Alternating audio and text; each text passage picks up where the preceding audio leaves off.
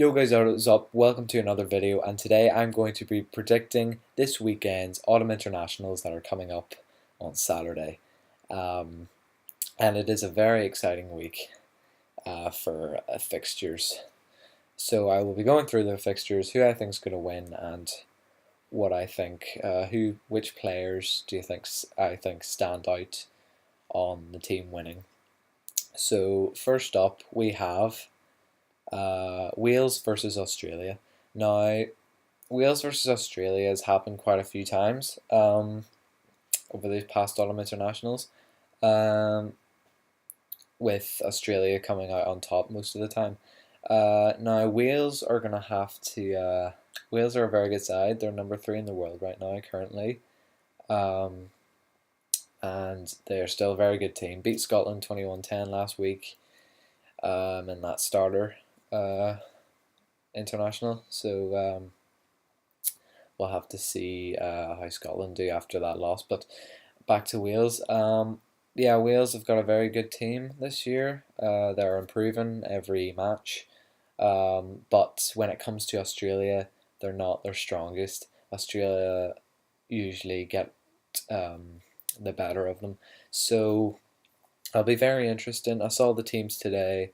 Wales have got a very experienced team coming up. I haven't seen Australia's team yet, but Wales have got the likes of Halfpenny and Bigger, Gareth Davis, Jonathan Davis, Hadley Parks. So they have got an experienced at George North. They've got an experienced side that could really challenge Australia.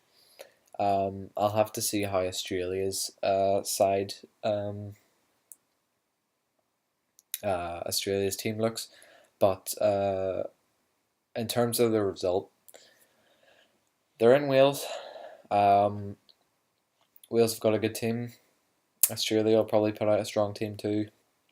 I just think after that summer tour Ireland had of Australia, I just think Australia will be wanting to win it.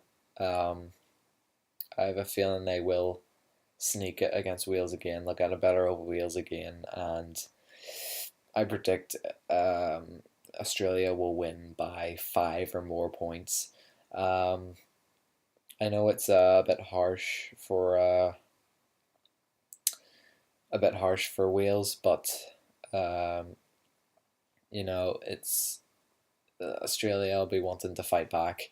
And after Wales's victory last time, it's even better reason for Australia to win. So yeah, predicting predicting Australia to win by 5 or more points on that one. Next fixture we have got Scotland against Fiji. Very exciting, fixture. You may not have heard much about Fiji. We probably know them best from their sevens rugby.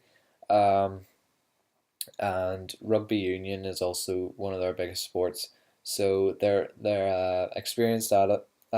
Also Scotland, after that loss against Wales, will want to bounce back and get back to winning ways under Gregor Townsend. So it'll be a very exciting and fast-paced game. There'll probably be a lot of tries because the Fijians like to throw it about a bit, and so do Scotland. So for this type of fixture, I think just it's in Scotland. So Scotland will want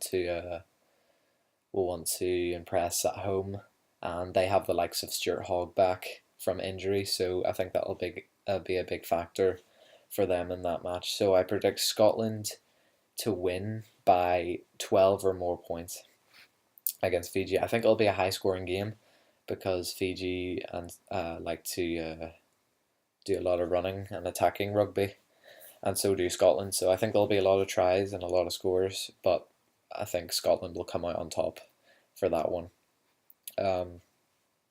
Also, guys, sorry about this camera. I'm using the camera on my computer, so it's a bit fuzzy and a bit weird colored. So sorry about that in advance. So next fixture is Ireland against Argentina. Now,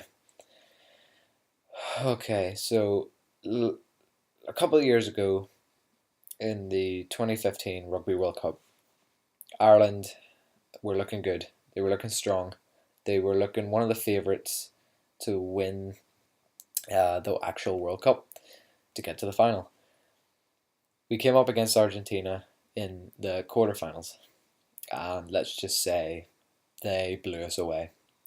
Their attacking and defending was unreal, especially their attacking. Scored 2 tries in the first 10 minutes, um, and then kicked and got up to 20 points. We fought back. We put our heart and soul on the line. We got 2 tries back and a couple of conversions, and brought it to 23-20 with 20 minutes to go. And then we switched off. Argentina came back hard and strong, determined, and they blew us away in that last 20 minutes and ended up winning 43-20, which is very disappointing, and especially for Ireland, since they have not made it to a World Cup semi-final before, and that looked like their best opportunity to do that. So that was a couple of years ago. Last year, Ireland came up against Argentina in at the Aviva and won 28-19. So that was a good positive for Ireland. And so yeah, now it brings us to this year. Ireland are looking good. They're looking strong. Won the Grand Slam obviously a couple months ago. Won the Tour de Australia in June. And now coming into the autumn internationals off the back of a thumping win against Italy. So that looks pretty set and done for Ireland. I think Ireland will win. I do think they'll win. And I think they will win by 7 or more points. Argentina, they had a tough year in the Rugby Championship, obviously, because they're with the likes of New Zealand, Australia, and Argentina. No, sorry, they're with the likes of New Zealand, South Africa, and Australia. So it's not easy doing that year in, year out. So they'll be looking to get a positive out of this year and look to attack Ireland. I think there will be a lot of good play and quite a few tries. So, but for me, Ireland, they've got back Johnny Sexton.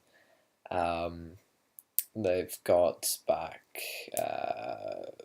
Peter Manny and Sean O'Brien and CJ Stander and the captain Rory Best.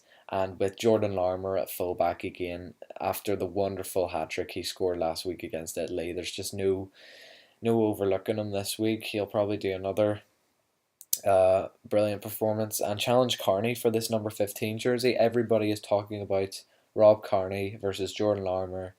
Who's going to get number 15 against the All Blacks next weekend? So we'll have to wait and see for that. For me, I'm predicting Ireland to win by 7 or more points in that one. And now we get to probably the biggest game of the weekend, and maybe one of the biggest games of the autumn series this year. England against New Zealand. That's all you need to say for that game. It's absolutely brilliant. Last time these two met was 4 years ago in 2014, and it was a very, very close game. All Blacks just edging it by 24 points to 21, I think. So England will want to bounce back from that. They'll probably remember that result last time. Back in 2012, they stunned the All Blacks, absolutely demolishing them by, I think, 34 points to 21 in Twickenham, which was very good. So they'll have memories of that, and that they'll probably use that as their motivation to attack the All Blacks again and just go head on against them. Because the way to beat the All Blacks, the only way to beat the All Blacks is to attack them and play like them, play like they do. You have to attack.